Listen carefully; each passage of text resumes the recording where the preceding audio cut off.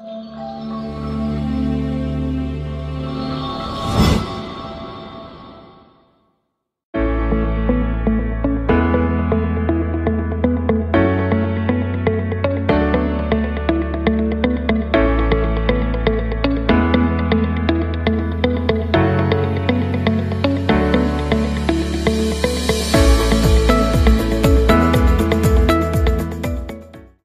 saya secara khusus pada minggu pertama Agustus ini adalah mengasihi diri sendiri.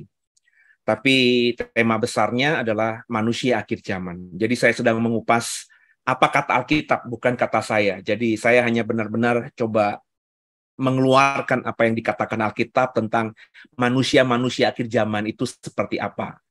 Dan karena saya memahami bahwa saya mengimani juga bahwa saya adalah manusia akhir zaman, maka ada urgensitas, ada kepentingan saya untuk membagikannya kepada umat Tuhan. Siapa saja yang mau dengarkan saya, ya.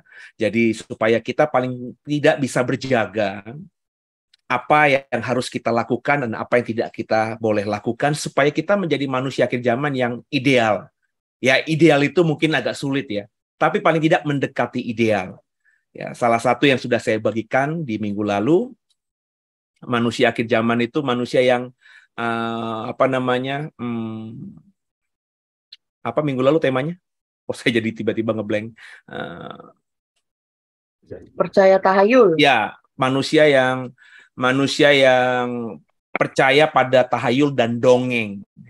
Ya, sudah saya jelaskan ternyata tahayul bukan seperti pemahaman tahayul yang ada di benak kita. Dongeng juga bukan demikian, bukan dongeng Cinderella, bukan dongeng Malin Kundang dan lain sebagainya. Tapi dalam bahasa aslinya sudah saya jabarkan panjang lebar di minggu lalu dalam khotbah dan saya dalami dalam Sunday School dan ada interaktif di antara kita sehingga kita paling tidak yang mengikuti bisa punya pemahaman yang lebih tajam. Dan minggu ini temanya manusia akhir zaman itu manusia yang mengasihi diri sendiri. Ya.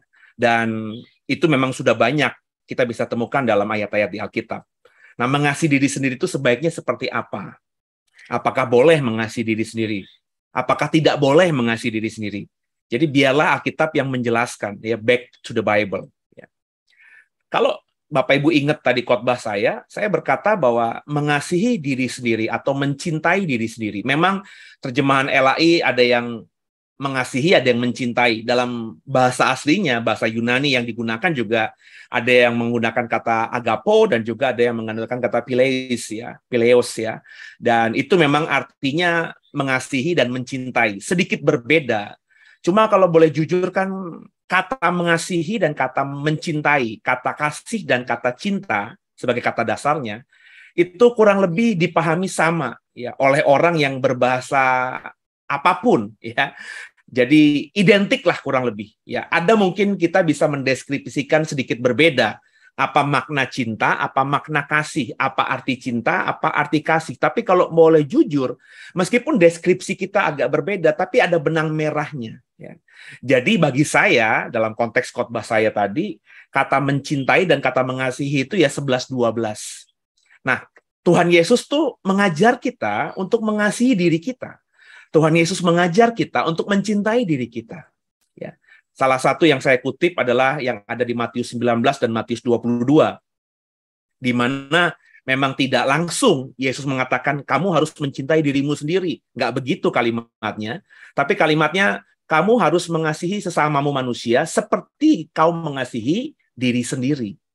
Jadi ada meskipun tidak langsung ada sesuatu yang memang kita pahami bahwa mengasihi diri sendiri atau mencintai diri sendiri itu perintah Tuhan.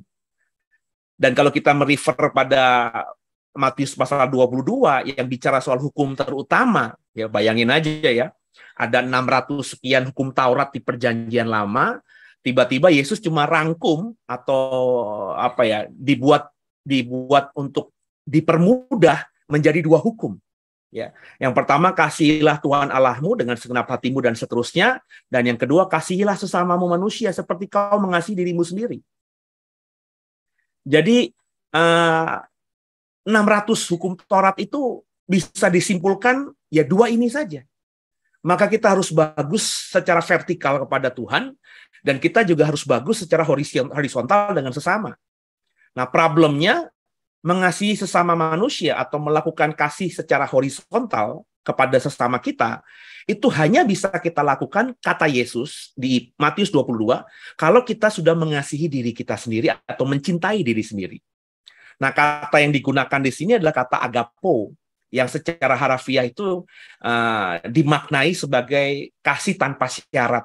Dan ini jujur aja kan sulit untuk kita lakukan. Bagaimana mungkin saya mengasihi orang lain yang tidak saya kenal yang dengan tanpa syarat? Bagaimana mungkin saya bisa mengasihi bahkan musuh saya tanpa syarat? Pada prakteknya, sekali lagi kalau kita ngaca dan kita jujur, mengasihi orang lain, itu pastilah ada sesuatu dalam diri kita, di mana kita merasa berpikir harus ada sesuatu, ada timbal balik yang saya bisa dapatkan. Maka tadi saya kasih contoh dalam tahun-tahun ke depan ini, di 2023 ini pasti nanti akan banyak orang yang menampilkan dirinya seperti pahlawan, tapi pahlawan kesiangan menurut saya. Akan banyak nanti spanduk di mana-mana, akan banyak nanti media sosial kita akan diisi oleh orang-orang yang berbagi kasih dengan orang lain. Kenapa? Karena 2023, 2024 tahun politik. Dan udah bosen kita, udah katam kita. Setiap 5 tahun sekali banyak setan jadi malaikat di republik ini, gitu saudara ya. Nah, mereka berbuat kasih. Fakta itu, menolong orang, bagi sembako, mengeluarkan uang pribadi untuk diberikan kepada orang lain, itu jelas mengasihi orang lain. Ya, tapi pertanyaannya apakah itu mengasihi dalam konteks agape tadi, agapo tadi yang tanpa syarat? Tentu tidak. Orang yang membantu orang lain dengan kasih sembako berharap orang lain itu nanti ketika pemilu memilih dia menjadi anggota legislatif atau memilih partainya supaya jadi partai penguasa di republik ini. Dan hampir sama dalam kehidupan gereja. Meskipun saya berusaha ya dalam komunitas kita, dalam hidup pribadi saya untuk memberi misalnya. Contoh kita pernah dalam beberapa waktu yang lalu sebelum pandemi memberikan kasih kita kepada panti asuhan yang bukan Kristen. Saya bilang sama tim, ya udah kita beri aja dengan nothing tulus lah, ya. Kita mengasihi sesama mereka biar mereka bisa mengerti. Nah ini ternyata nggak tulus juga. Saya punya agenda sendiri supaya paling tidak mereka mengerti bahwa apa yang dicekokin oleh orang-orang mereka yang menjelekkan Kristen itu tidak terbukti. Mereka bisa melihat ada komunitas Kristen yang mengasihi tanpa syarat. Kita memberi tanpa kita mendoakan mereka atau tanpa kita berharap mereka jadi Kristen. Kita tidak menginjili mereka, ya kita cuma memberi saja. Maka dalam kesempatan pertama saya masih ingat banget, kita minta, udah kita beri aja, seremonial aja. Terus mungkin ada foto 1-2, supaya kita bisa berikan laporan kepada jemaat yang ikut menabur gitu. Maka ketika tim di sana yang sampai langsung hubungi saya, Pak, boleh nggak kita berdoa? Lah, mereka mau nggak didoakan? Jangan sampai kesannya kita menabur tanpa minta apa-apa, tapi mereka berpikir kita berdoa supaya mereka terima Yesus gitu kan. Oh enggak Pak, mereka malah welcome kalau kita mau doakan. Ya sudah, kalau mereka welcome, kita doakan. Ya. Jadi maksud saya punya agenda, saya berencana sesuatu saja, itu dalam diri saya yang manusia normal ini masih ada kepentingan-kepentingannya. Dan ini tentu sulit untuk kita lakukan, artinya mengasihi sesama manusia seperti diri sendiri tanpa syarat itu sulit. Ya. Nah, tapi harus dilakukan. Ya. Kalau kita lihat bagian yang kedua ini harus dilakukan. Karena itu hukum yang terutama. Bagaimana mungkin kita ngaku seorang Kristen, ya? Kita tidak dicekoki harus melakukan 613 hukum Taurat seperti orang-orang Yahudi mengerjakan hukum Taurat Perjanjian Lama. Kita cuma 2 saja lah hukum yang terutama. Kasih Tuhan dengan segenap hati dan seterusnya, dan kasih diri sesama manusia seperti kau mengasihi diri sendiri. Bagaimana mungkin kita mengaku seorang Kristen, kita seorang pelayan Tuhan, kita seorang jemaat yang aktif kepada Tuhan di gereja, tapi kita tidak mengerjakan hal ini. Jadi meskipun berat, ya harus dilakukan. Karena ini adalah resume atau kesimpulan atau saripati dari kekristenan. Dari ajaran kekristenan itu mencintai Tuhan dan mencintai sesama. Ya. Jadi harus dilakukan. Nah, problemnya meskipun orang Kristen akhirnya tahu harus dilakukan dan mau melakukan, mengasihi orang lain, mengasihi sesama manusia atau mengasihi diri sendiri sebagai syarat sebelum kita bisa mengasihi sesama manusia, ada bahayanya. Saya kutip tadi dalam surat 2 Timotius pasal yang ke-3. Bahwa kalau kita salah mengasihi diri sendiri, Nanti seterusnya kalau kita salah mengasihi orang lain, ya, maka kita akan mengasihi dalam bentuk selfish tadi, ya. Mengasihi dalam bentuk egoisme, ya. Jadi kita mencintai orang, mencintai diri sendiri itu dalam rangka, dalam ranah kita egois, kita mau menang sendiri, ya. Karena yang digunakan kata di dalam 2 Timotius itu adalah pilautoi, yang dari kata pilos dan autos, yang secara harfiah ya berarti selfish, mau menang sendiri, ya. Nah, mengasihi diri sendiri kalau tidak tepat, tidak seperti yang Tuhan mau, yakni tanpa syarat itu akhirnya membuat diri kita menjadi egois. Dan kalau kau baca konteks 2 Timotius sudah saya kutip, saya tidak membuka ayat lagi. Bapak Ibu nanti lihat saja khotbah hari Minggu saya, bahwa Paulus sudah mengingatkan Timotius bahwa di akhir zaman nanti akan ada masa yang sukar. Yang saya sudah tekankan di hari Minggu tadi dalam khotbah saya. Banyak orang Kristen tahu akhir zaman yang sukar. Secupak gandum sedinar, 3 cupak jelai sedinar, ada perang di mana-mana, ada penyakit sampar di mana-mana. Orang Kristen tahu kita akan hidup di akhir zaman. Kita yang merasa hidup di akhir zaman yang kita lalui di depan itu zaman yang sukar. Semua orang tahu. Ya karena perang, karena faktor eksternal, ada bencana alam, ada antikristus.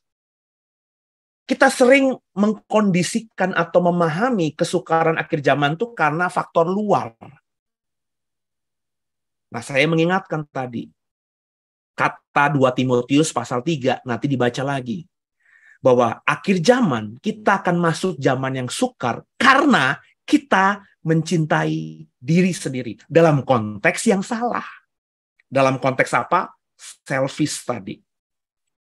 Nah, jika kita egois tuh ya makanya yang dipikirin hanya kita, aku. Kita nggak pernah mikirin yang lainnya. Kita nggak peduli dengan yang lainnya.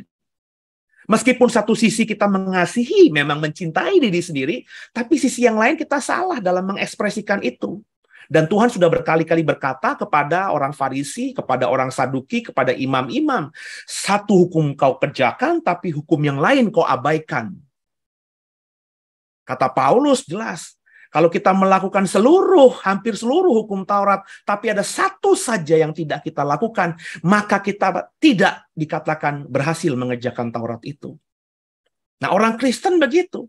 Memahami mencintai diri sendiri, ya pokoknya aku memuaskan diriku sendiri. Aku lapar, terus pergi ke meja makan. Di meja makan kebetulan mungkin orang rumah belum masak yang banyak. Masaknya cuma tinggal sisa tadi. Ada nasi cuma 1 sendok kita langsung ambil. Ada tempe tinggal 2 potong kita langsung ambil. Ada sayur tinggal 2 sendok kita langsung habisin. Ada sambal, ada mungkin ayam 1 potong kita langsung ambil. Memang mungkin di meja makan cuma itu.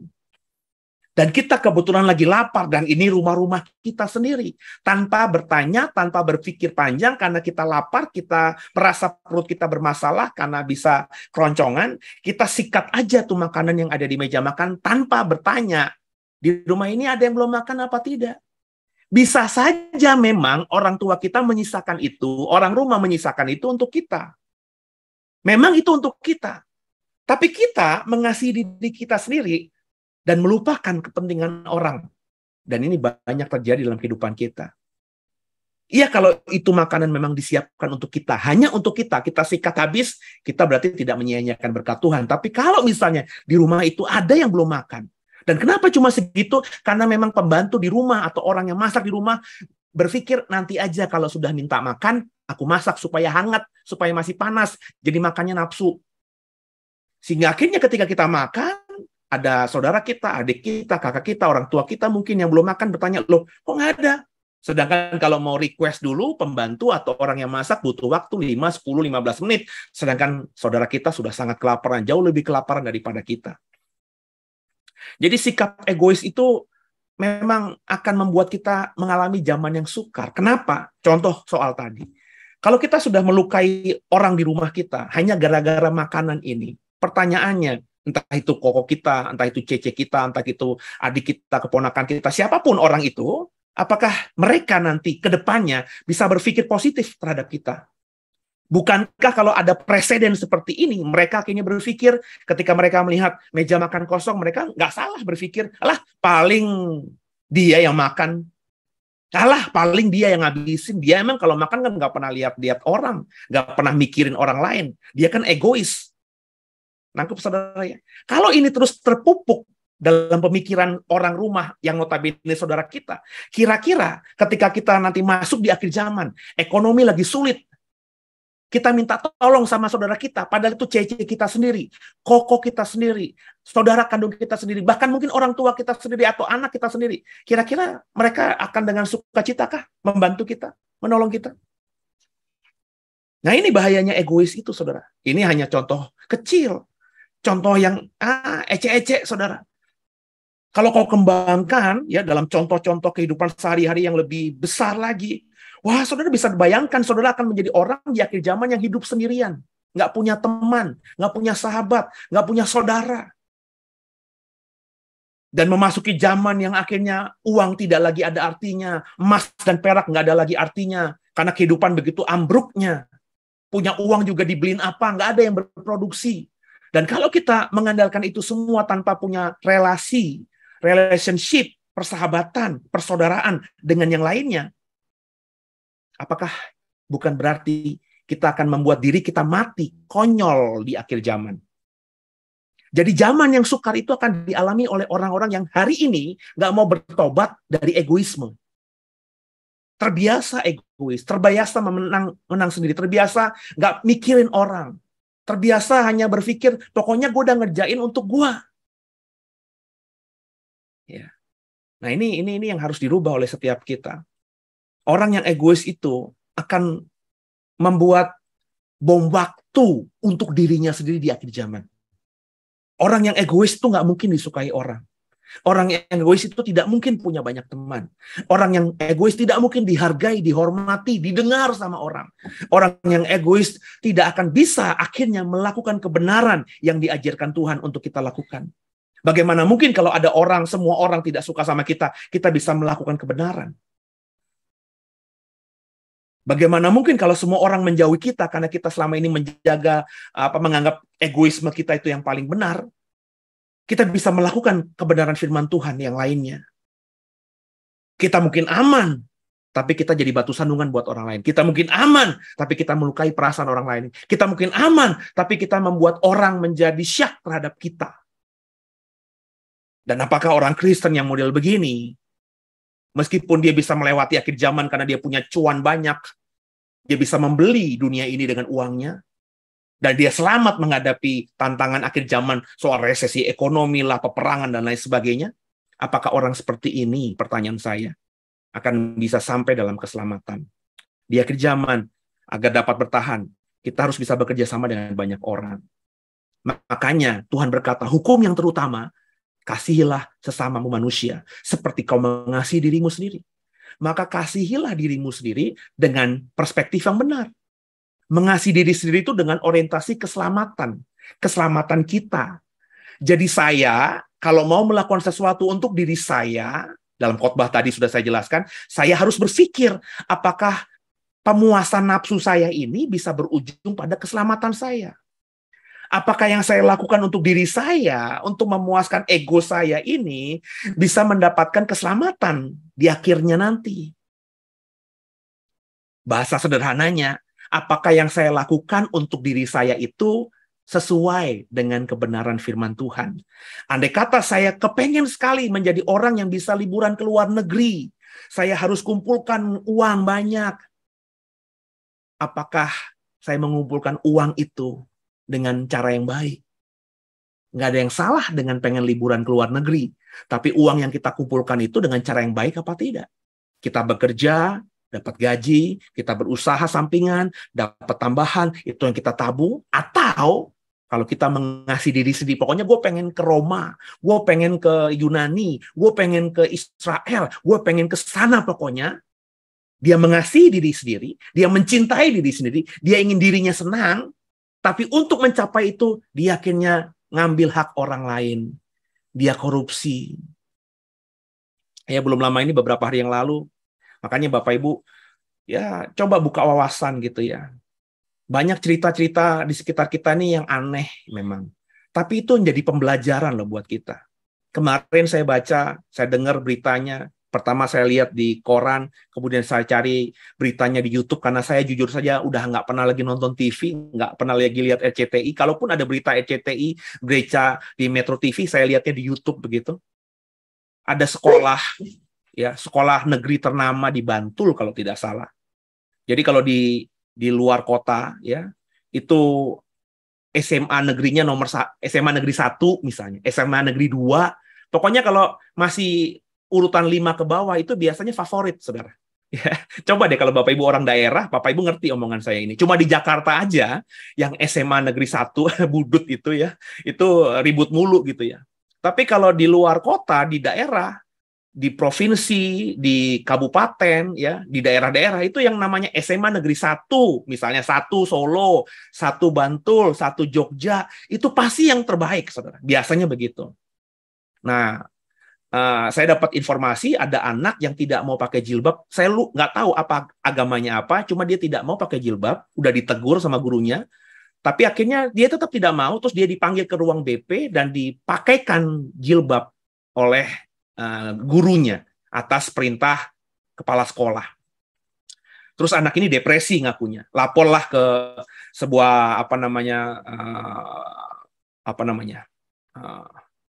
sih namanya, bukan Komnas HAM lah, tapi apa gitu, lupa kalau tiba-tiba ngeblank gitu ya. Lapor, akhirnya jadi viral bahwa ada pemaksaan siswi memakai jilbab di sekolah negeri yang notabene bukan sekolah yang bernuansa agama. Kalau Bapak Ibu sekolahkan anakmu di pesantren, ya harus pakai jilbab. Seperti kalau orang beragama Islam sekolah di Katolik, ya harus doanya ngikutin doa Katolik, ya Salam Maria lah, doa Bapa Kami dan lain sebagainya. Itu kan konsekuensi. Tapi kalau sekolah negeri, ya mestinya kan ada kebebasan. Saya pikir, ini udah biasa lah gitu ya. Ada sekolah maksain diri untuk murid-muridnya pakai jilbab. Tapi lambat laun beberapa hari kemudian ceritanya berkembang. Ya, akhirnya ombudsman atau apa gitu ya meneliti. Akhirnya sekolah ini ketahuan meskipun sekolah negeri tapi meminta uang dalam bentuk misalnya uang buku, uang jilbabnya saja, bahkan ada stempel sekolahnya, saudara. Jadi ini sudah diuangkan, ya, sudah motivasinya udah lain. Kalau memang ada keputusan siswi-siswi yang sekolah di sini harus memakai jilbab, ya jilbabnya umum aja, bisa beli di pasar kah? Tapi ini harus ada stempel. Jadi kalau ada siswi di situ sekolah pakai jilbab, jilbabnya warnanya sama. Namanya sekolah negeri kan bajunya putih abu-abu, jilbabnya abu-abu. Kalau pakai baju pramuka, jilbabnya pasti kan coklat tua. Itu bisa beli di pasar manapun, saudara. Tapi kalau dicek sama guru-guru di situ, nggak ada stempel, nggak ada bordiran nama sekolahnya, itu dianggap melanggar peraturan sekolah. Jadi sekolah negeri yang notabene gratis, tapi harus bayar. ABCD-nya kalau tidak salah dari berita 5 juta. Jadi yang saya mau katakan, saudara, ini satu sisi berusaha mengasihi diri sendiri, tapi ya tadi menzolimi orang lain. Maka untuk supaya tidak kita lakukan menzolimi orang lain, maka mengasihi diri sendiri bukan dengan egois tadi. Ya. Sebab kalau egois tadi akan membuat kita tidak disukai orang lain. Dan seperti saya bilang tadi, akan membuat hidup kita semakin sukar. Nah, supaya kita bisa mengasihi diri kita sendiri, saya bilang tadi dalam khotbah saya bagian terakhir, maka kita harus belajar berbagi. Mengasihi sesama manusia, mengasihi diri sendiri, itu kita harus berbagi. Berbagi untuk siapa? Untuk diri sendiri dan berbagi untuk juga sesama manusia. Maka kasihilah dirimu sendiri. Kalau Tuhan saja mengajarkan kita harus dia bersabat ria, bersabat shalom begitu, padahal dia nggak butuh istirahat, dia Tuhan kok. Tapi hari ke-7 dia beristirahat. Dia ciptakan sabat supaya manusia bisa beristirahat. Ya. Tapi banyak orang Kristen yang bekerja hari-hari terus-menerus tanpa ada istirahat. Maka belajarlah berbagi untuk dirimu sendiri. Adalah waktu me time, saudara. Nonton film kah, ke bioskop. Ya cuma saya heran aja kalau ada orang Kristen nontonnya yang aneh-aneh gitu ya. Nonton Pengabdi Setan gitu. Ya saya kalau sekedar lucu-lucuan ya boleh-boleh aja sih. Cuma ngapain juga kalau bagi saya ya.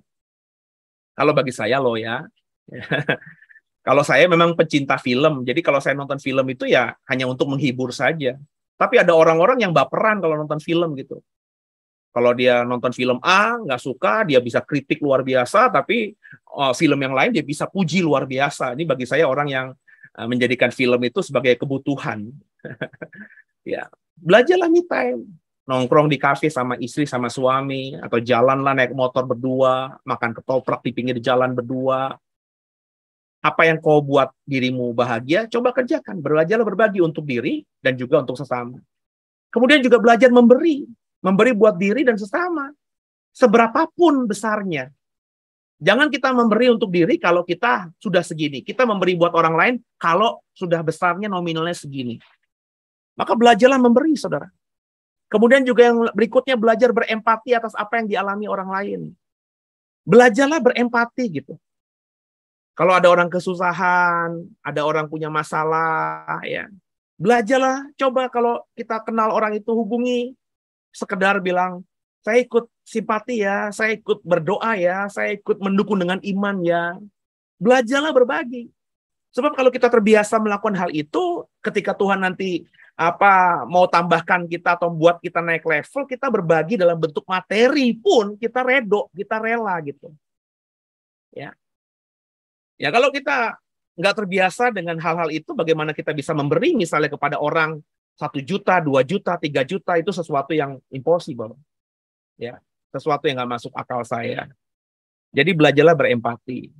Saya kalau ada dapat kabar ya, kalau berita sukacita sih saya biasanya santai saja. Tapi kalau ada kabar duka cita misalnya, meskipun itu teman TK saya, teman SD saya yang saya bahkan tidak kenal lagi dia, cuma tahu aja berita misalnya orang tuanya atau anaknya meninggal, istrinya meninggal, suaminya meninggal dari grup WhatsApp gitu. Saya pasti japri. Ya. Soal dia masih ingat saya atau ngebalas saya apa tidak, ya saya nggak peduli. Tapi kalau berita sukacita, selamat ulang tahun lah, naik pangkat lah, saya bilang itu yang sukacita mah udahlah. Tapi kalau duka cita, makanya Tuhan berkata kan, saya menerapkan firman Tuhan aja, ya. Lebih baik datang ke rumah duka daripada ke rumah pesta. Maka kalau ada orang butuh saya untuk didoakan karena sakit, karena ada masalah, minta ketemu sama saya untuk konseling karena rumah tangganya nyaris hancur, saya itu siapkan waktu yang terbaik. Pasti. Bahkan meskipun saya harus mengorbankan waktu saya yang sudah saya jadwalkan, saya bisa dan itu berkali-kali saya kerjakan dalam hidup ini. Jadi belajarlah untuk memberi dari apa yang kita bisa, dari apa yang kita punya. Mulailah belajar dengan yang ada, bukan dengan yang nggak ada. Nah, ketika kita terbiasa, maka kita akan bisa mengasihi diri sendiri dengan benar. Saya nggak bisa beli baju branded. Apakah saya tidak mau beli baju branded? Ya pengen juga sekali-kali. Saya kepengen punya tas tentengan tangan yang branded. Apakah salah punya tas branded? Ya nggak salah juga. Tapi kalaupun saya nggak mampu, ngapain saya mengasihi diri sendiri dengan mengada-ngada? Saya punya kartu kredit, limitnya cukup besar. Saya bisa beli harga tas belasan juta, 20 juta, puluhan juta dengan sekali gesek. Tapi pertanyaan saya ketika habis saya gesek itu, saya mencekek leher saya sendiri nggak? Kan begitu. Belinya gampang, bayarnya susah gitu. Ya daripada itu yang saya kerjakan, ya sudah saya mengasihi diri saya sendiri dengan misalnya membeli tas yang nggak usah yang bermerek, tapi yang cukup bagus lah. Dan saya bawa kemana-mana nggak malu-maluin gitu. Kan bisa, saudara. Ya. Jadi belajarlah melakukan dengan yang ada. Kalau ini terbiasa menjadi ritme kita dalam hidup ini, maka kedepannya saya percaya kita juga bisa mengasihi sesama manusia dengan baik dan akhirnya ya Tuhan yang akan dipermuliakan juga karena kita melakukan kebenaran firman Tuhan ini. Haleluya. Jadi sekian dari saya. Semoga jadi berkat dan saya tutup dulu ini link share-nya. Ya. Oke. Ya. Silakan saya kembalikan kepada Foni. Saya sudah mereview materi saya tadi pagi. Okay. Silakan yang mau berdiskusi. Thank you Pak Se buat review materinya. Silakan teman-teman bagi yang mau bertanya, silakan nyalain kameranya ya dan langsung tanya aja ke Pak Se. Mengasihi diri sendiri, artinya bisa ngasihi orang lain juga.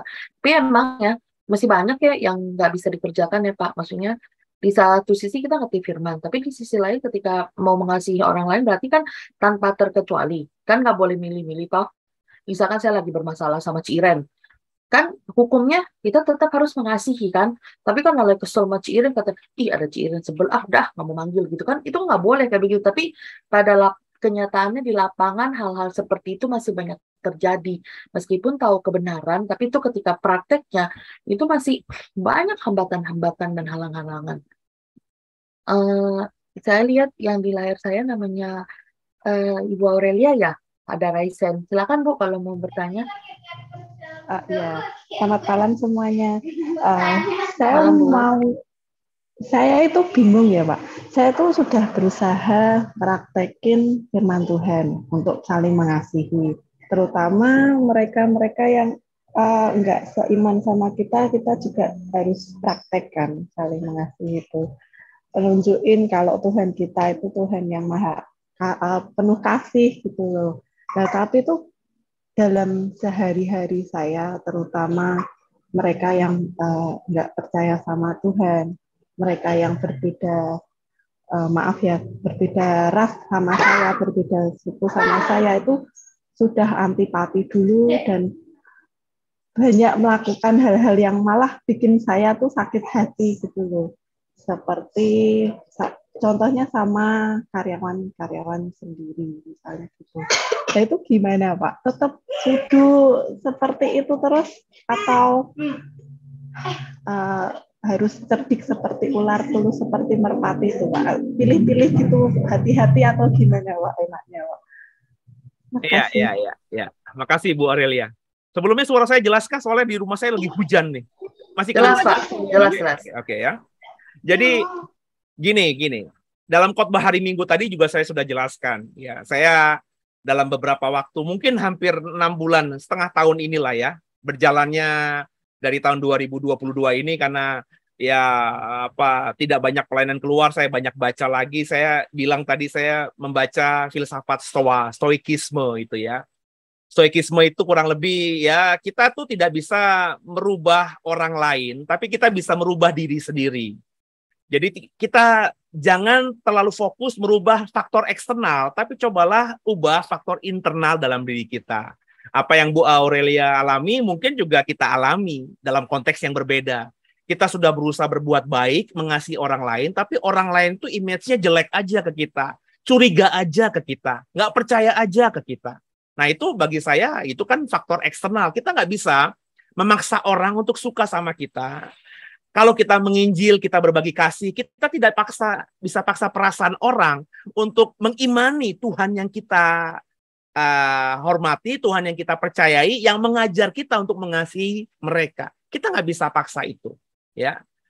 Nah, kalau orientasi kita faktor eksternal tadi, orang lain lah, pegawai sendiri yang tidak bisa mengerti bahwa kita sedang mengasihi mereka, tetap aja kita diomongin di belakang, kita dibully di belakang, kita ditertawai ke belakang, kita akhirnya capek sendiri. Dan kalau kita capek sendiri, ngebatin sendiri, kita akhirnya patah arang sendiri. Akhirnya kita tidak melakukan kebenaran lagi karena kita berpikir, percumalah, nggak ada gunanya. Kita udah nabur garam, tapi kita seolah-olah nabur garamnya di samudra luas, nggak ada dampaknya. Ya, itu karena kita menaruh pengharapan kita pada faktor eksternal. Sekarang rubah Bu Aurelia, seperti yang saya ubah.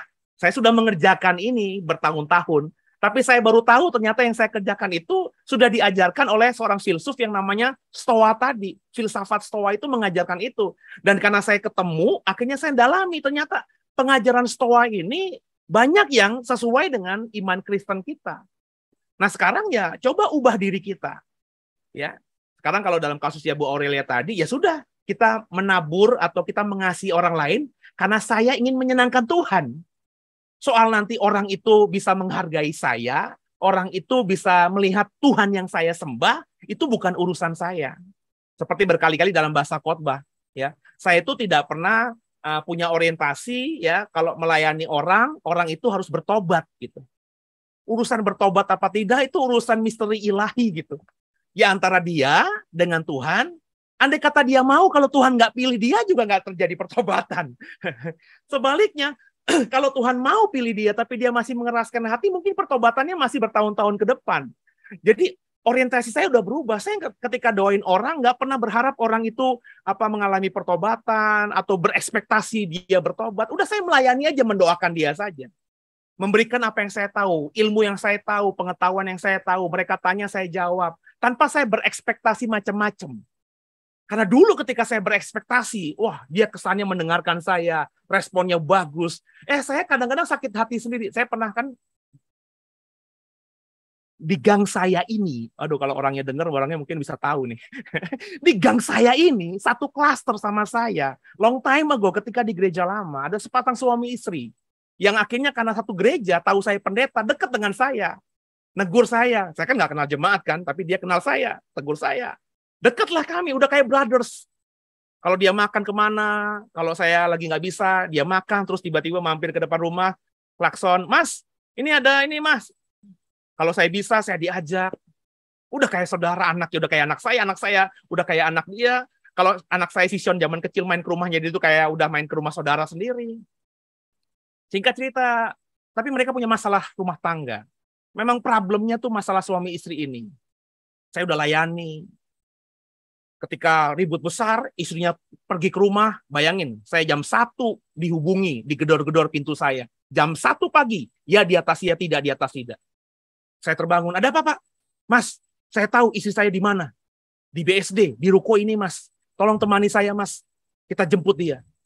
Jam 1, saya nemenin dia ke ruko BSD. Bayangin, jam 1 malam gerebek sebuah ruko. Karena dapat informasi istrinya disekap sama laki-laki di sana. Bayangin saudara, saya udah kayak preman kan saudara. Datang ke situ. Ya. Singkat cerita saya datang. Saya baik-baik, saya doakan. Ya, ayo Bu balik Bu, kita selesaikan di rumah. Habis dia gini-gini, pokoknya ribut, belum bisa balik. Tapi puji Tuhan, besoknya kita jemput lagi istrinya balik. Terus kita bikin ibadah kan? Ibadah kecil. Cuma saya, istri saya, mereka berdua. Mereka udah tangis-tangisan, peluk-pelukan. Hari Minggu, 2 minggu, 3 minggu di gereja. Makan-makan, ngajakin bubur, makan bubur, saudara. Di kota, bayangin dari Serpong ke kota. Saya jabanin karena saya senang. Ini saudara saya udah pulih lagi. Apa yang terjadi? Akhirnya ribut besar dan cerai. Saya hancur hati saya. Dalam hati saya gila ya. Kalau orang yang nggak gue kenal, gue layani terus cerai, gue mungkin masih bisa gimana. Ini orang yang dekat, satu komplek, satu jalan ini tahu bahwa saya pendetanya dia jemaat saya, dan kita udah brotherhood gitu loh. Ya. Wah, saya nyaris agak malu ketemu tetangga-tetangga. Takutnya mereka berkata, Pak Pendeta, nggak ada kuasanya ya. Kok saudaranya cerai? Kan mateng, saudara. Ya, karena saya berekspektasi lebih gitu loh. Nah, sejak pengalaman itu saya bilang, gue nggak boleh begini. Karena jujur saja ketika saya kecewa dengan mereka yang bercerai ini, ada dampak buruk dalam pelayanan saya. Ya, saya mulai, apa gue nih nggak bagus ya? Apa gue ini nggak penuh urapan ya? Apa orang nggak bisa lihat Kristus dalam hidup gue ya? Kok gue nggak bisa transferin yang baik sih sehingga mereka kena cerai? Ada banyak pemikiran-pemikiran seperti itu, dan itu mengganggu pelayanan saya, Bu. Tapi ketika itu saya mendapatkan hikmat dari Tuhan, ada beberapa masa saya akhirnya berubah. Ya udahlah, sekarang kalau saya layani aja tanpa personal touch. Ya ini mungkin tidak disepakati oleh banyak pendeta atau gembala. Sebab kalau saya udah main perasaan, bisa terlukanya saya luar biasa. Jadi ketika ada orang datang dalam kasus perceraian seperti belum lama ini, ya kalau saya sebutkan namanya, hampir semua di sini yang jemaat lama pasti tahu. Ya. Sama kasusnya, perceraian. Ya saya datang ke gereja. Saya konselingin, diteripak. Berarti kan baru 3 tahun ini. Nggak cukup diteripak, ngajak ketemu di restoran. Saya bilang sama istri saya, kamu jemput anak saya naik motor ya, saya naik mobil. Saya bela-belain anak saya harus naik motor, saya naik mobil karena mau konselingin pasangan yang nyaris bercerai ini. Tapi otak saya melayani aja, nothing tulus aja. Soal nanti mereka mau rukun lagi, damai lagi, terus mereka akhirnya memutuskan cerai, ya itu kesalahan mereka, keputusan mereka. Yang penting saya sudah mengambil bagian seperti yang Tuhan perintahkan kepada saya. Dan sejak saya memutuskan begitu, saya memperbaiki diri saya, konsep saya, pemahaman saya. Saya melayani kapan saja, di mana saja, enak, Bu. melayani orang, dapat persembahan kasih, dapat amplop, puji Tuhan. Nggak dapat juga rapopo gitu loh, Bu. Karena konsepnya saya udah rubah. Bahwa yang memberkati saya bukannya jemaat yang mengundang saya, yang memberkati saya adalah Tuhan yang mengutus saya. Nah, saya berharap Bu Aurelia juga begitu. Jadi ketika nanti mengasihi orang lain, pegawai, orang sekitar kita, itu bukan dalam tendensi agar mereka kenal Tuhan, bertobat, mereka menghargai kita, tapi semata-mata karena ibu takut Tuhan dan mau hidup seperti Tuhan. Jadi kita yang mengkoreksi diri, kita yang merubah paradigma kita, maka hidupmu akan enak, Bu, ke depan. Dengerin saya. Gitu dari saya. Kalau ada yang lain ini mau punya pendapat atau ada tanggapan dari Bu Aurelia, silakan. Pak Asih mau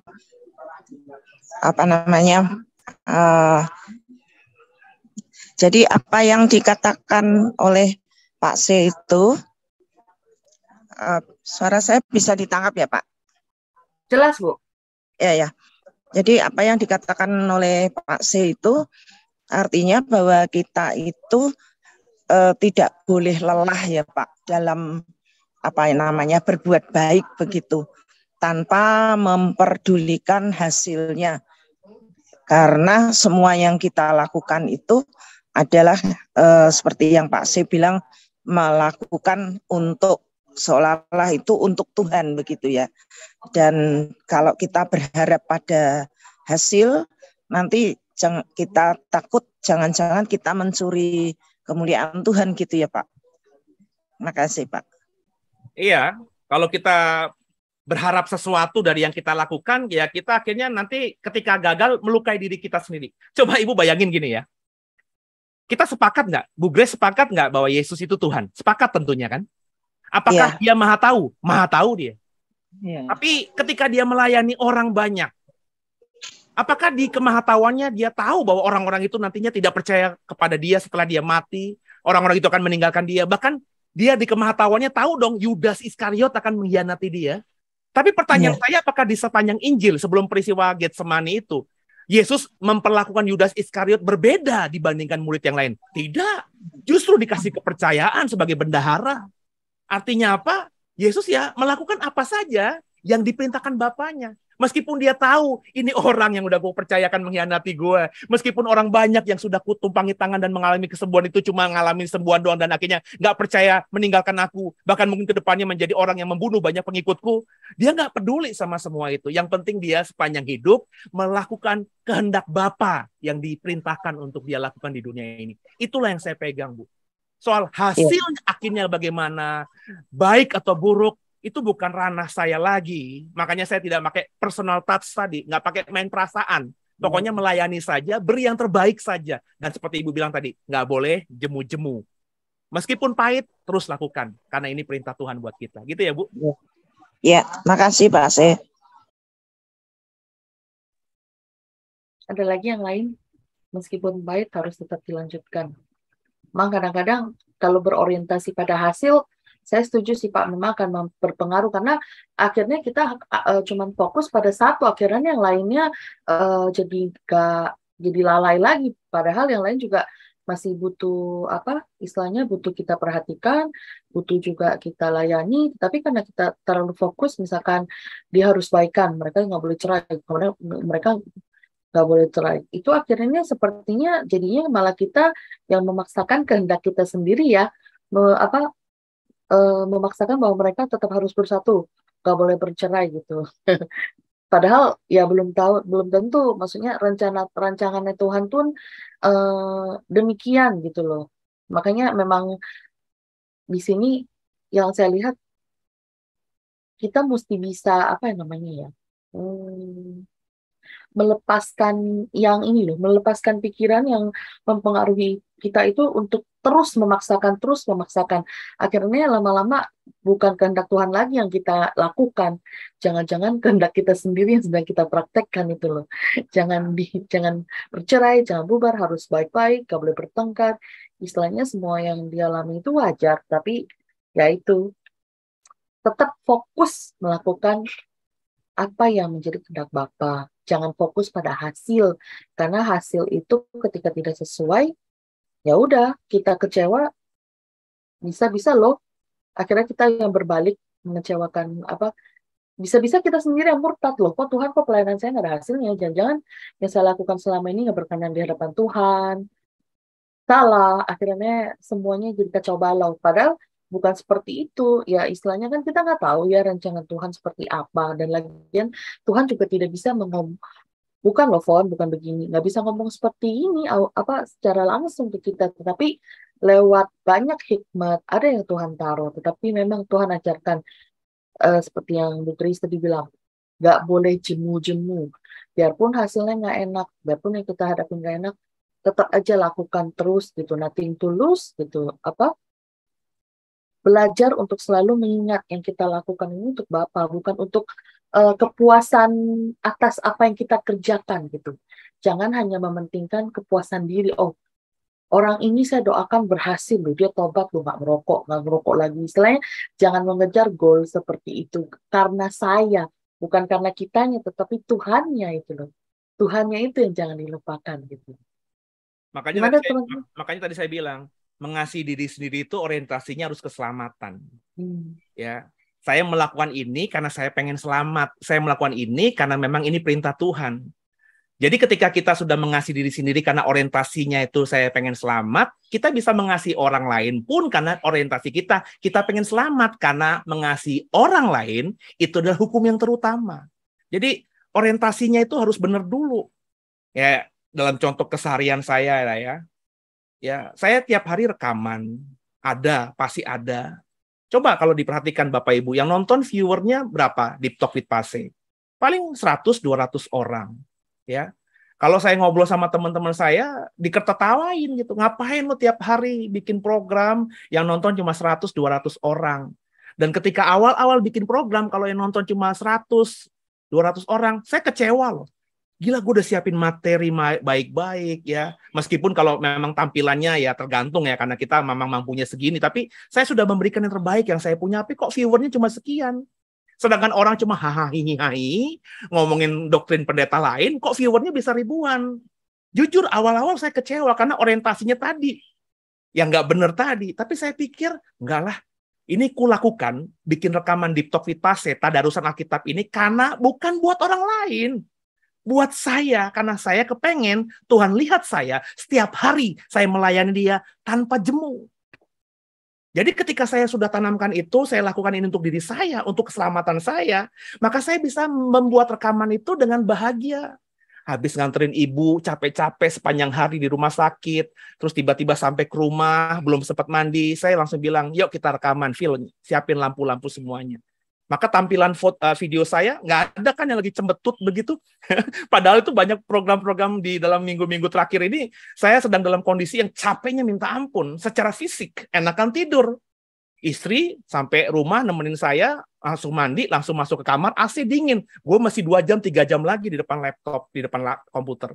Tapi karena orientasinya itu, saya ngomong bukan karena ria ya. Saya mencontohkan saja. Tapi karena saya melakukan demi keselamatan saya, akhirnya saya melakukannya dengan baik. Meskipun yang cuma 100 orang yang nonton, siapa tahu dari 100 itu ada 1 orang yang dengarkan dengan sungguh dan berubah hidupnya.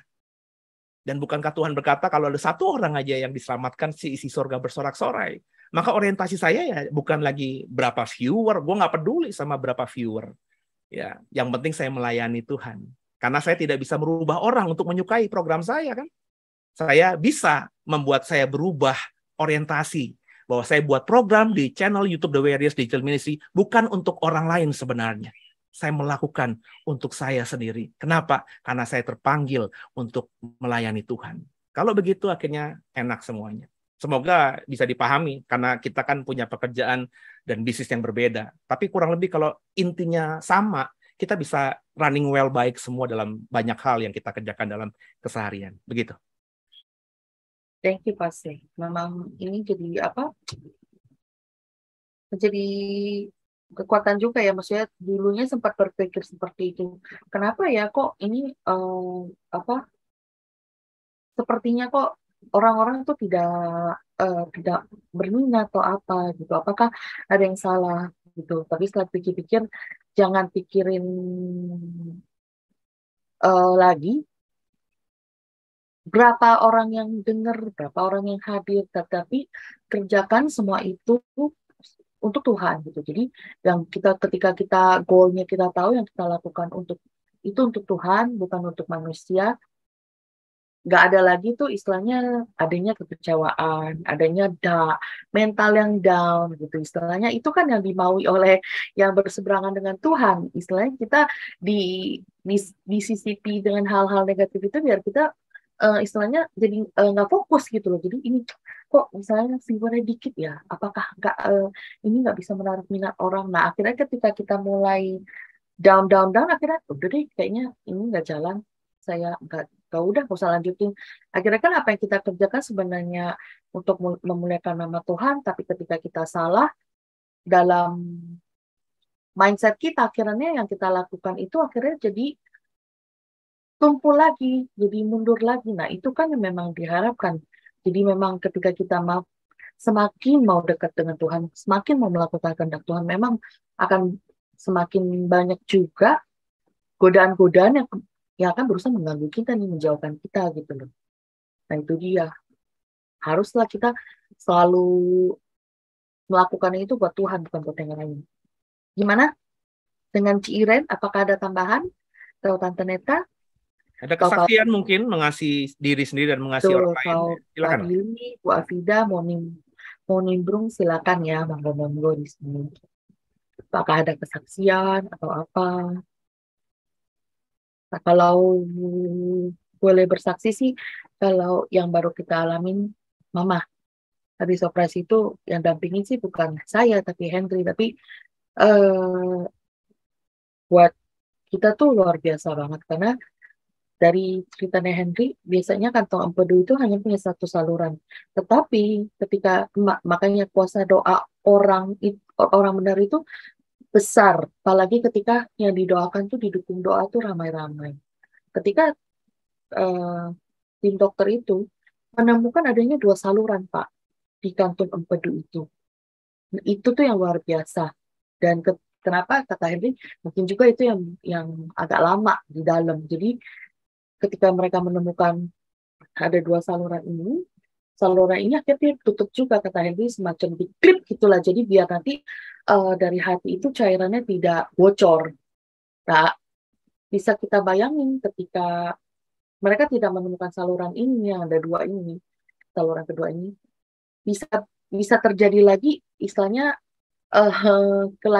nanti ada problem lain lagi gitu loh. Jadi sangat bersyukur kemarin dukungan dari semua keluarga besar JKI The Way, semuanya benar-benar mendoakan dengan sungguh-sungguh. Akhirnya kita bisa merasakan kuasa Tuhan itu sangat besar. Dan tadi juga Mama bilang ke saya sendiri, bilang, tahu nggak katanya kemarin pas masuk ruang operasi terus belum dibius katanya.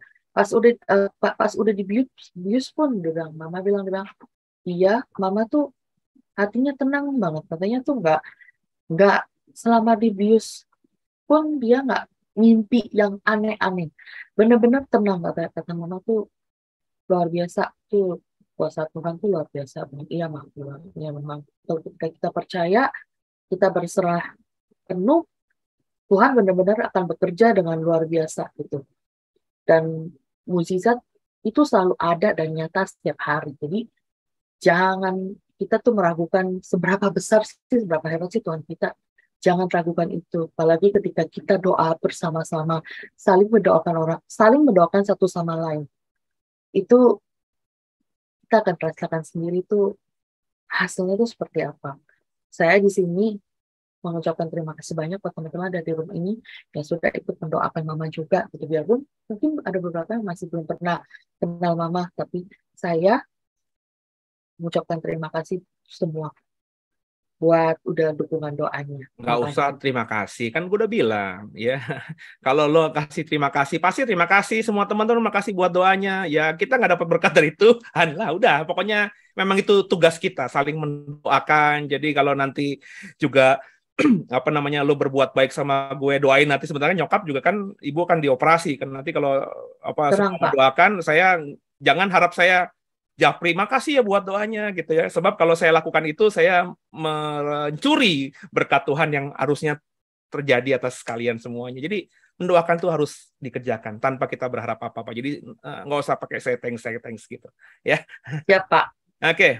Ada Buat lain? Eyang selalu didukung dalam Ya, doa. amin. Silakan Bu Aureli. Sebenarnya tuh topik ini tuh oke juga. Maksudnya tuh lagi gencar ya di kalangan anak milenial Z, generasi milenial ini kan ya, dengan label self love ya, atau mencintai diri sendiri yang dibarengi sama healing gitu itu. Jadi kan saya tuh mau mempelajari ini tuh buat apalagi saya masih punya anak-anak kecil kan ya. Jadi saya biar bisa ngajari mereka apa sih self love itu yang dengan konsep Alkitabiah gitu loh, karena sekarang kan banyak yang self love labelnya seperti itu, tapi lebih ke egois lebih ke egois. Kalau aku senang kamu nggak suka ya udah, aku cuek aja, atau yang penting aku untung kamu rugi aku tidak peduli kan, kayak gitu itu loh lah. Ya menarik sih Pak. Makasih buat penjelasannya ini Pak. Ya kalau kita lihat konteksnya tadi ya, Matius 19, Matius 22, terus 2 Timotius yang saya kutip ayatnya dalam khotbah tadi pagi, itu kalau kita baca konteksnya, itu perintah Tuhan mengasihi diri sendiri, itu tidak berdiri sendiri. Ayat di atasnya, ayat di bawahnya itu ada penekanan, kamu nggak boleh melukai orang lain, nggak boleh mencurangi orang lain, nggak boleh berbuat dosa, harus melakukan ini. Makanya saya bilang tadi, konsep Kristen mengasihi diri sendiri itu harus dilakukan oleh setiap kita yang ngaku Kristen. Tapi kita harus mengasihi diri sendiri tanpa atau nggak boleh melanggar perintah Tuhan yang lainnya. Karena ajaran mengasihi diri sendiri itu ada di tengah-tengah antara hukum yang lainnya. Jadi mengasihi diri sendiri, tapi kalau kita nggak mengasihi orang lain, ya itu bullshit lah, maafkan saya. Mengasihi diri sendiri, terus ngaku mengasihi Tuhan, itu juga omong kosong lah gitu ya. Nah, mengasihi diri sendiri tapi menjahati orang lain, melukai hati orang lain, itu juga omong kosong, omong besar, saudara. Jadi dalam konteks itu, maka saya mengajarkan dalam bahasa saya tadi, ketika kita mengasihi diri kita sendiri, itu dalam konteks keselamatan. Maka ajarkan anakmu bahwa kamu sudah selamat, nak. Kamu sudah percaya Yesus, tapi keselamatan yang sudah Tuhan berikan kepadamu itu harus kau jaga. Caranya, belajarlah mengasihi dirimu sendiri dalam konteks yang benar. Kemudian kalau kau sudah bisa mengasihi dirimu sendiri, maka kau akan bisa mengerjakan perintah Tuhan, hukum terutama, yakni mengasihi sesama manusia. Kalau itu sudah kau kerjakan dengan benar, nah, maka mama percaya kamu juga bisa mencintai Tuhan dengan benar. Nah, ketika diajarkan segitu dengan bahasa yang tentu lebih mudah lagi, anak-anak kita tentu akan bisa mengasihi diri sendiri. Jadi nggak salah nanti dalam menerjemahkan mencintai diri seperti yang anak-anak milenial lakukan hari ini. Ya, pokoknya mencintai diri sendiri. Gue mau chill dulu, minum vape, minum anggur, minum wine gitu ya, mabok-mabokan. Gue mau ke Hot Wings. Bener ya? Itu ya yang ditutup itu ya nggak gitu-gitu juga gitu ya. Jadi harus konteksnya konteks keselamatan tadi gitu. Holy Wings Pak yang ditutup. Bukan Hot Wing ya. Kalau Hot Wing itu ya sayap ayam. Kalau Hot Wing itu enak. Gimana Bu Iren? Apakah ada tambahan Bu Iren? Oh, Sis Esther silakan. Assalamualaikum. Waalaikumsalam. Iya Pak ya topik hari ini ya makin tiap minggu kan memang topiknya berbeda gitu ya.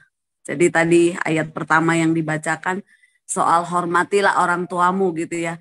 Jadi kemarin kan ponakan saya kan memang di rumah ya seminggu. Jadi selama seminggu itu ayat itu yang saya tanamkan sama dia gitu. Karena memang anak-anak milenial sekarang itu tuh cenderung ke bodoh amat. Jadi tuh sama apa yang disampaikan oleh orang tuanya gitu tuh bodoh amat gitu loh. Jadi tadi pas di gereja pas ayat itu muncul ya konfirmasi gitu loh. Jadi memang dalam kehidupan kekristenan saya setiap kali saya dapat ayat atau saya bagikan ayat gitu terus itu terulang itu tuh kayak memang Tuhan suruh untuk lakukan hal-hal yang itu untuk orang-orang di sekeliling gitu. Nah, tapi pada kenyataannya ya Pak saya ngelihat nih ponakan saya yang kemarin itu tuh, jadi lebih ke tengil Pak saya. Jadi kayaknya udah bebal gitu loh. Nah, kan kalau tadi dari pembahasan dari yang Ibu Aurel gitu ya, Tante Grace juga. Nah, terus tadi yang perjamuan pun ayah hosti yang saya dapat, hendaklah kebaikanmu diketahui semua orang. Ya kan, berarti harus jemu-jemu ya Pak saya berbuat baik gitu. Tapi saya pribadi gitu ya, lihat si Grace kemarin itu seminggu gitu loh. Makan hati loh Pak saya. Sampai ya ampun nih anak kayaknya udah tengil banget, udah salah banget gitu, udah salah salah didik atau gimana gitu. Aku sampai bahkan mau WA mamanya gitu. Ini sebenarnya dididik gak sih? Maksudnya udah lulus SMA gitu. Apa-apa nggak tahu. Terus waktu papanya video call juga kayak ngamuk-ngamuk, nggak sopan kayak gitu loh Pak Se. Nah jadi pas aku anter dia yang hari apa ya? Aku ke Jakarta anter dia hari Jumat. Aku anter. Jadi kayak bulat gitu loh Pak Seh. Dalam hati, udah nggak mau lagi terkuras dengan anak ini gitu loh Pak Seh. Nah gimana nih tipsnya maksudnya dengan orang yang kita ketemuin tengil gitu loh. Even tuh keluarga kita sendiri tengil gitu. Nah aku merasa daripada aku terkuras udah dulu deh gitu loh Pak Seh. Tapi mungkin salah kali ya Pak Seh. Gitu. Ya, anak sekarang kan emang begitu ya. Apa namanya ya, kita juga dulu waktu zaman kita anak sama orang tua mikir kita tengil juga. Kan ini berulang aja. Cuma kita lebih wise aja sekarang ini gitu ya. Ya kalau bagi saya bahasa komunikasinya. Jadi anak-anak sekarang itu nggak bisa. Kamu harus mengasihi orang tua meskipun itu firman Tuhan ya. Tapi bagi mereka kalau ya kayak saya nggak tahu ya kehidupan Grace dan papa mamanya gimana, harmonis apa tidak, ya rumah tangganya bagaimana, saya nggak tahu. Karena saya yakin sih sedikit banyak ya asap itu nggak mungkin jauh dari apa namanya sumbernya kan, dari sumber apinya gitu kan. Pasti anak seperti ini ya ada pengaruh besar dari cara pengajaran orang tuanya, cara kehidupan orang tuanya. Saya tidak menyalahkan orang tuanya ya, saya nggak kenal. Tapi ya asumsi saya begitu, pasti sekolahnya juga mungkin, teman pergaulannya juga mungkin, atau apa yang dia dengar, apa yang dia lihat, ini udah kompleksitas. Jadi kalau bagi saya, ya sekali lagi, kita coba sekarang merubah faktor internal, jangan eksternal. Andai kita susah merubah si Grace, coba kita rubah diri kita dulu gitu ya. Bahwa gue harus terus menjadi kabar baik, menjadi menjadi bau yang baik buat dia. Pokoknya terus ingatkan dia karena untuk keselamatanku. Ini satu jiwa, kebetulan keluargaku sendiri, jadi kalau aku berikan yang terbaik buat dia pun ya ini masih darah dagingku sendiri gitu ya. Jadi ya udah ini buat keselamatanku. Jadi tentu nanti akhirnya dilakukan juga tidak ada tensi tadi. Grace harus bertobat, Grace harus berubah. Ya itu kan kehendak Tuhan aja sama dia nanti. Yang penting kita lakukan diri kita. Jadi kita nanti melayani, menasehati, meluk dia, ajarin dia. Itu ya memang nothing tulus karena memang kita tahu ini yang harus kulakukan. Nah, ketika sudah beres, nanti coba komunikasinya dengan Grace. Bagi saya anak SMA itu nggak bisa baca tuh, ya. Hormatilah ayah dan ibumu, nggak bisa anak SMA begitu mah, ya. Apalagi dia lihat bapak mamanya begitu, makanya. Jadi mungkin pakai bahasa yang lain, Grace. Kamu memang harus kata firman Tuhan mengasihi orang tua. Tapi tahu nggak? Ya balikin lagi, itu bukan buat orang tuamu bahagia, tapi untuk dirimu sendiri.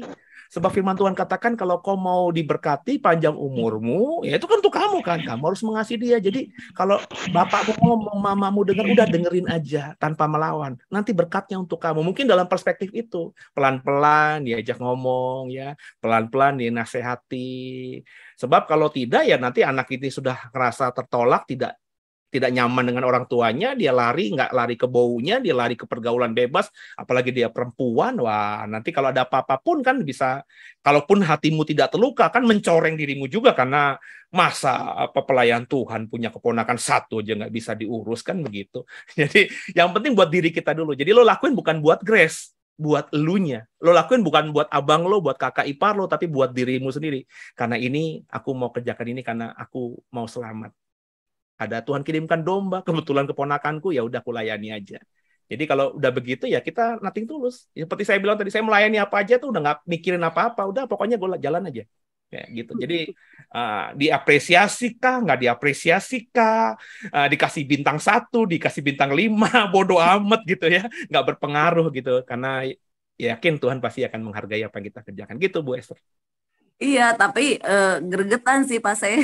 Aku kan maksudnya kalau menurut dia tuh papa mamanya itu apa-apa marah, marah, marah, marah. Nah, aku modelnya tuh nggak yang gitu-gitu pas saya. Maksudnya aku cukup ngomong sekali, lu nggak dengerin ya udahlah ya gitu kan. Tapi aku perhatiin nih anak kalau didiemin makin menjadi juga nggak tahu apa-apa.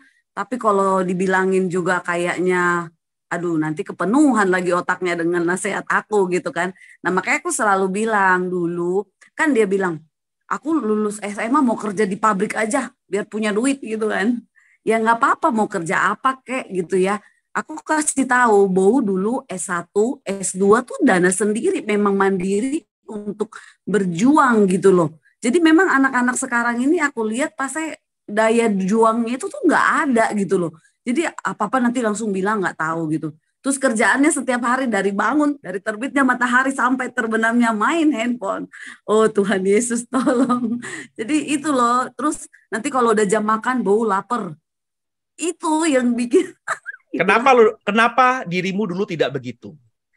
Karena dirimu nggak punya handphone zaman SMA, belum ada sosial media seperti sekarang, ya. Jadi nggak bisa lah kita compare gitu ya anak kita dengan diri kita, ya, apple to apple begitu. Ya anak sekarang ya pergaulannya begitu. Makanya bagi saya sih, saya juga ngalamin kan.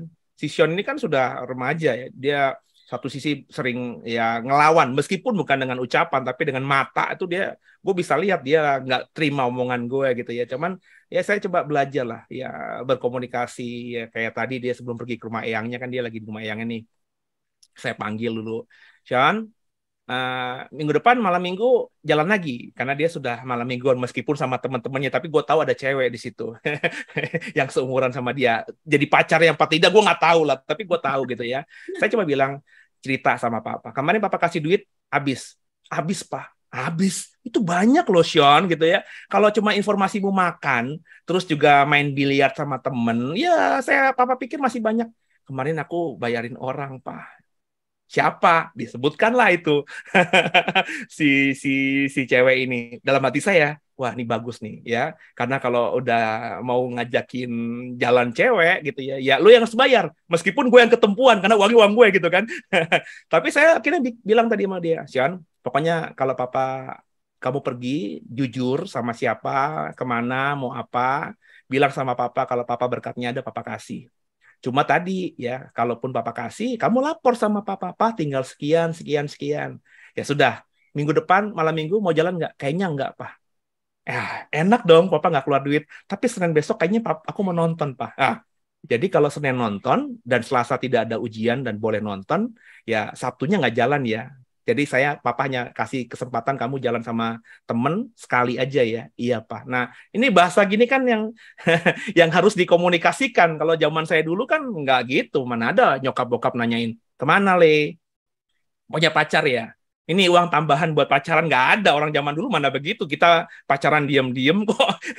Jadi beda konteksnya. Anak sekarang memang harus dengan komunikasi yang kayaknya make sense. Dalam 1 bulan ini saya sama Sean kayaknya mulai bisa ketemu lah titik poinnya gitu ya. Dulu nggak.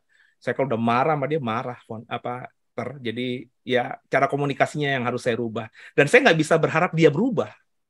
Nah, saya harus menyesuaikan diri supaya akhirnya bisa nyambung. Kalau saya paksa dia nggak mungkin bisa ngikutin saya. Orang saya jauh lebih tua, pemahaman jauh lebih luas daripada dia. Jadi saya harus menyesuaikan diri dengan si Sean ini yang sudah mulai beranjak remaja. Jadi gitu Bu Esther. Ya bolehlah memahami anak-anak yang memang lagi suka sosmed ini.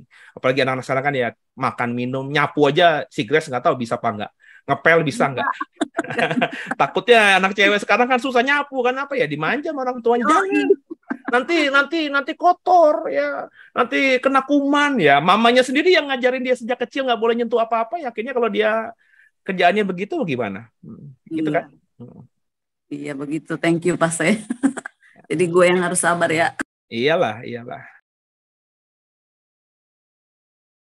Oke, ada yang lain? Nggak ada? Nggak mau di-sharingin? Ada tambahan lagi teman-teman? Kalau nggak ada, sedikit dari saya. boleh Pak Billy. Ya, maaf, off cam ya, kamarnya Oke. berantakan. Oke. Gini Pak, di Komsel 2 minggu kemarin juga saya sempat bicara soal ini dengan teman-teman di Komsel, soal yang Pak Bimo menjelaskan bahwa kita hanya punya 2 tangan. Kita tidak bisa menutup mulut banyak orang. Lebih baik kita 2 tangan ini kita gunakan untuk tutup 2 telinga kita aja dan bodoh amat gitu. Orang mau bilang apa. Jadi saya bersyukur, terima kasih. Saya dapat pemahaman baru lagi, konsep baru tentang orientasi kita. Kita orientasi untuk kita itu aja. Dan memang saya coba dari hal kecil, Pak, seperti yang di khotbah tadi. Kadang kan kita di grup WA, di apa, saya doakan ya. Padahal nggak ada. Kadang kita nggak doakan, cuma sekedar tulis saja. Dan ini sudah saya praktekkan. Orangnya benar-benar bikin kesal saya, bikin marah saya. Sekali saya doakan, masih ada sih dalam hati. Saya marah sama lu, kok saya doain? Gitu, tapi tetap saya doain. Makin saya doain, makin lega, Pak Seth. Benar, ketika kita orang yang bikin kesal sama kita, bikin marah, ternyata bisa loh, kita doakan, malah kita lega. Jadi itu sharing saya aja. Terima kasih, Pak Seth. Ya, pengalaman saya juga ketika kita melakukan hal yang baik kepada orang yang jahat sama kita, jika kita paksa diri kita untuk seperti itu karena kita tahu bahwa ini yang harus aku lakukan sebagai murid Tuhan, lama-lama kita empati loh. Lama-lama kita bersimpati loh sama orang itu. Yang tadinya kita tidak kenal, hanya sekedar sekelebatan, tapi kalau kita bawa dalam doa, contohnya Pak Billy tadi, itu kan pasti ada perasaan yang mulai memperhatikan, dan akhirnya kita ngerti, oh ternyata orang ini begini ke gua karena dia latarnya begini, karena dia hidupnya begini. Akhirnya kita bisa memahami konteksnya, ya. Dan kalau sudah begitu, akhirnya kita memaklumi. Biasanya begitu, Pak. Jadi ya puji Tuhan kalau misalnya Pak Billy sudah sampai pada poin tadi, sehingga akhirnya kedepannya menghadapi orang lain juga bisa berbuat hal yang sama, gitu. Thank you Pak Billy buat tambahannya. Mantap. Kiren silakan. Yang terakhir. Enggak, Pon. Ngomong apa ya? Kan punya problem juga anak ABG. Anak ABG. Oh, anak ABG-nya puji Tuhan sih masih dalam koridor kita. Oh. Mungkin Abigail kayaknya terbalik tuh, Pak. Jadi apa-apa, Mami ini boleh nggak? Mami ini bagus nggak? Nah kadang iya, saya agak-agak takutnya dia, atau mungkin karena ada 3 tahun ini dia itu kan ya online, nggak pernah ketemu teman-teman kemarin seminggu tapi online lagi. Ya itu dari kecil sampai sekarang sih puji Tuhan masih apa ya, masih dalam koridor kita lah. Justru apa-apa ya nanya, ini baik nggak, ini gimana. Cuman memang apa ya, bahasanya sekarang suka agak ngegas sedikit. Nah saya suka ngomong, Ebi, kok kamu sekarang agak ngegas ya ngomongnya? Lah papi aja begitu, papi boleh, kok aku nggak boleh? Emang mentang-mentang aku anak kecil nggak boleh? Nah gitu. Nah itu saya omongin ke suami, ke Pales. Jadi kalau emang ngomong sama Ebi atau ngomong sama saya sama ya main di rumah lah, ya ngomongnya biasakan ya, jangan ngegas. Tapi emang udah gitu ya Pak, jadi bingung. Nah itu tapi intermezzo ya. Tapi kalau menurut saya cara apalagi anak tunggal ya, saya selalu wanti-wanti. Kayak tadi ketemu sama Pak Jeffrey juga punya anak satu, saya udah wanti-wanti dia, jangan kita karena mencintai anak karena satu-satunya akhirnya kebaikan yang kita pikir kita mau lakukan buat dia jadi blunder di kemudian hari. Ya bagi saya, saran saya kepada Bu Iren dan Pak Lesmana, kalau nanti Ebi bagus dong kalau mau buat apa-apa nanya, mah gimana, mah gimana. Tapi ada baiknya juga kalau lo nggak usah jawab, ya sudah kamu ambil keputusanmu sendiri, yang kau pikir baik, kalau yang kau pikir salah jangan dikerjain. Andai kata dia salah baru kita masuk. Nah itu ya, jadi nggak apa-apa, anak salah itu nggak apa-apa, ya anak jatuh itu nggak apa-apa. Justru kalau mereka nggak pernah salah, mereka nggak pernah jatuh, mereka nggak tahu rasanya jatuh itu. Jadi kalau saya sih mendidik anak seperti itu, nggak semuanya harus mengikuti saya. Jadi kalau mereka ngambil keputusan dan salah, kayak kemarin kan Sean itu sudah sempat ngambil mau SMA-nya homeschooling. Ya, tapi seminggu sebelum masuk sekolah tiba-tiba dia nangis-nangis ke saya karena saya marahin dalam contoh yang berbeda, konteks yang berbeda, dia akhirnya curhat gitu ya. Aku sebenarnya nggak mau homeschooling, Pak. Lah kenapa? Aku mau sekolah yang reguler aja. Lah gimana? Daftarnya gimana gitu ya. Nah, berarti kan dia sudah ngambil keputusan ya, salah gitu ya. Nah, saya jelasin ya. Makanya kalau ngambil keputusan untuk hidupmu ke depan tuh pikir panjang. Jangan hanya nafsu saja ya. Udah saya ceramahin ya, saya kerjain yang maunya dia sambil saya bilang, "Papa ngerjain ini buat kamu ya. Sebab Papa nggak mau kamu salah melangkah." Jadi ketika dia jatuh, ketika dia salah ya kita masuk supaya dia belajar ke depannya. Ya semoga sih Sion ke depannya belajar, nggak ngambil keputusan yang gerusa-gerusu hanya untuk dagingnya saja.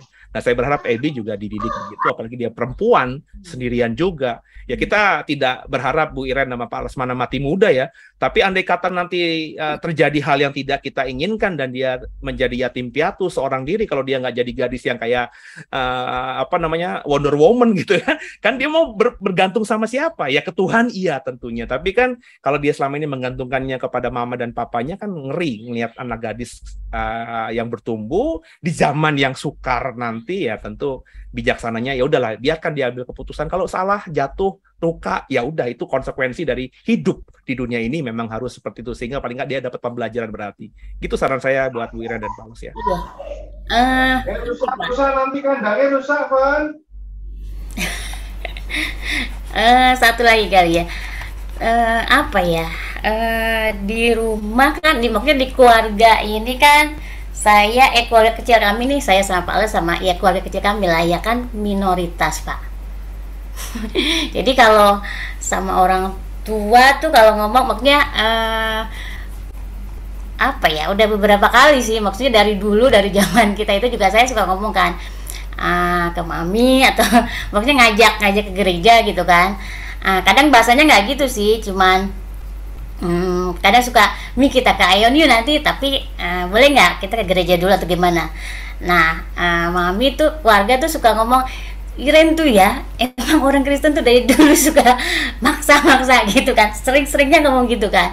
Nah akhirnya kan saya udah nggak itu lagi kan, yang penting ya emang perbuatan kita sama orang tua gimana. Dan tapi saya setiap doa tuh Pak kadang suka gini bilang, Tuhan aku tuh nanti di langit baru tuh nggak mau loh cuman aku sama Pak sama Ebi atau gitu kan, aku juga punya orang tua yang di bumi gitu kan, punya orang tua, pengen juga lihat di sana bareng-bareng atau gimana, keluarga besar lah ngelihat, oh ini kita di langit baru bisa bareng gitu kan. Itu tuh pergumulan saya Pak, dan selalu saya doakan, tapi saya juga selalu ngomong juga secara tidak langsung, tapi ya di band sih, maksudnya kan memang di Buddha apalagi kan kebaikan itu mereka itu banget kan. Kalau apa-apa kita memberi atau gimana juga emang mereka juga emang lebih kan. Jadi makanya saya suka ngomong Tuhan, aku harus gimana ya, kita harus gimana nih. Nah menurut Pak Asai gimana? Iyalah, kalau diajak ke gereja terus juga belum beriman juga bagi saya buat apa gitu ya.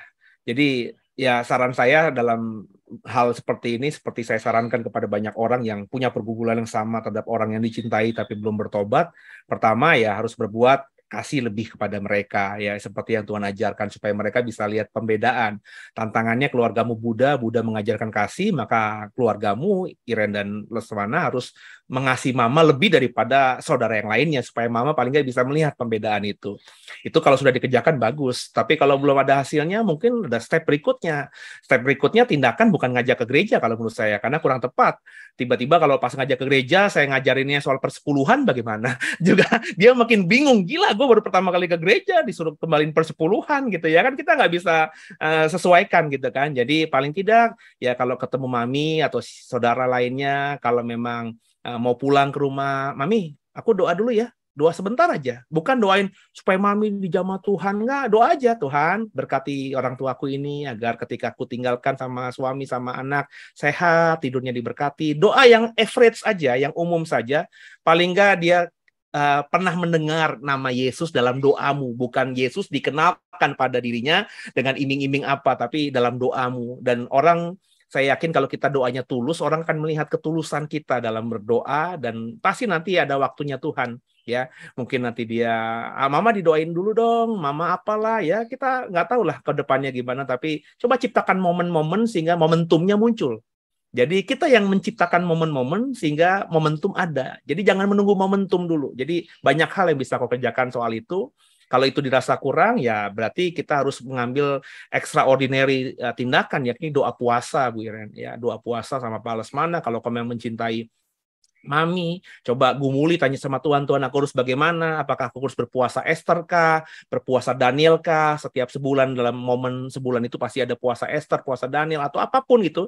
Dan dalam puasa itu kita suami istri bersepakat untuk mendoakan keselamatan buat Mami, supaya Tuhan jamah Mami, ikat roh-roh jahat, penyembahan berhala misalnya yang masih mengikat Mami, roh leluhur mungkin yang masih mengikat Mami. Dan itu kita patahkan dalam peperangan rohani itu. Ya, kalau memang tidak kuat berdua, coba ajak orang lain, bisa sharing kepada saya mungkin. Siapa tahu saya juga punya momen yang sama, ya sambil saya berpuasa dalam pergumulan saya untuk orang lain, saya juga bisa sempatkan itu untuk menggumuli juga doanya Bu Iren dan Pak Lesmana soal Mami. Kan bisa berkolaborasi dengan orang-orang lain gitu ya. Jadi semakin banyak orang, kata Fodi tadi, yang berdoa, kan pasti besar kuasanya. Jadi ada step-step yang harus kita kerjakan. Jadi bagi saya mengajak orang yang belum bertobat ke gereja itu belum tentu sesuatu yang baik, ya. Ya, apalagi kalau orang itu kolot, kaku, tiba-tiba masuk ke gereja yang musiknya hingar-bingar juga dia nggak nyaman, ya. Jadi nggak harus kan ke gereja untuk selamat gitu ya. Bisa dengan cara lain. Tapi nanti orang yang sudah mengenal Tuhan pasti akan rindu ketemu Tuhan dan pasti akan cari gereja gitu. Kurang lebih begitu, Bu Iren. Oh, lagi Pak. Ya. Fodi masih ada waktu? Boleh terakhir Bu Aurelia. Oke, Bu Aurelia terakhir. Terima kasih. Silakan. Terima kasih. Itu kalau zaman sekarang pasangan suami istri yang pro sama gerakan child free itu termasuk dengan alibi self love, kasihan anaknya, nanti dunia makin kacau, nanti anak saya nggak bisa malah tersiksa menderita, atau dengan alibi ya memang saya nggak mau punya anak aja, itu termasuk bentuk self love yang egois atau gimana ya Pak? Karena kan banyak ini sekarang tuh kayak gitu kan, banyak sekali, dan mereka dengan alasan-alasan yang masuk akal dan kayaknya ya baik, kayaknya alasannya tuh benar gitu loh Pak, tapi kan aneh buat saya, itu aneh gitu loh Pak. Ya, gimana Pak? Ya, sesuatu itu bisa orang lain maklumkan, bisa orang lain bilang aneh gitu ya. Jadi kalau ada orang, ada pasangan laki-laki dan perempuan berkomitmen untuk bersama-sama menjalani hidup sampai masa putih rambutnya bersama-sama, tapi berkomitmen untuk tidak punya anak karena berpikir punya anak itu akan menyusahkan dia, membuat cinta mereka terbagi dan lain sebagainya. Kalau itu memang yang mereka putuskan dan mereka sepakati, bagi saya nggak kenapa-napa. Ya, meskipun mungkin akan bertentangan dengan firman Tuhan yang lainnya bahwa manusia itu diciptakan berpasang-pasangan untuk beranak cucu dan penuhi bumi. Tapi bukankah itu firman Tuhan turun ketika belum ada kontrasepsi, belum ada KB? Bukankah kita yang sekarang ini juga ketika sudah punya anak ya menjaga hubungan suami istri supaya tidak hamil gitu dengan cara memakai alat-alat kontrasepsi? Bukankah itu juga kalau kita ukur dengan firman Tuhan tadi sudah bertentangan dengan firman Tuhan? Jadi bagi saya ketika ada laki-laki dan perempuan seperti tadi berkomitmen untuk hal-hal seperti itu ya, karena takut tanggung jawab terhadap anaknya nanti, nggak bisa memberikan anak yang terbaik nantinya, dan itu mereka sepakati bersama, mereka mau gumuli bersama, ya bagi saya mah nggak kenapa-napa. Soal salah atau benarnya, Alkitab tidak mengatakan apa-apa soal itu. Soal benar atau salahnya, biarlah Tuhan yang menghakimi. Jadi jangan ukurkan apa yang kita tahu, apa yang kita imani untuk diukurkan ke orang lain. Yang seperti saya bilang, ya sudah, kita imani bahwa kalau Tuhan berkehendak kita punya anak, dapat anak, ya sudah, berarti kita dipercaya Tuhan untuk mengelola anak ini, dan pasti berkat anak ini akan ada buat kita, maka jalani itu. Tapi kalau memang enggak lah, kita mau berdua aja, nanti kita kalaupun sudah mapan, andai kata sudah umur dan enggak punya kesempatan untuk punya anak kandung, kita nanti angkat anak. Kalau andai kata itu keputusan yang diputuskan juga, ya monggo aja. Jadi bagi saya itu, Bu, saya sekarang ini belajar untuk coba memahami perspektif orang dari kacamata mereka. Hari-hari ini saya belajar seperti itu ya.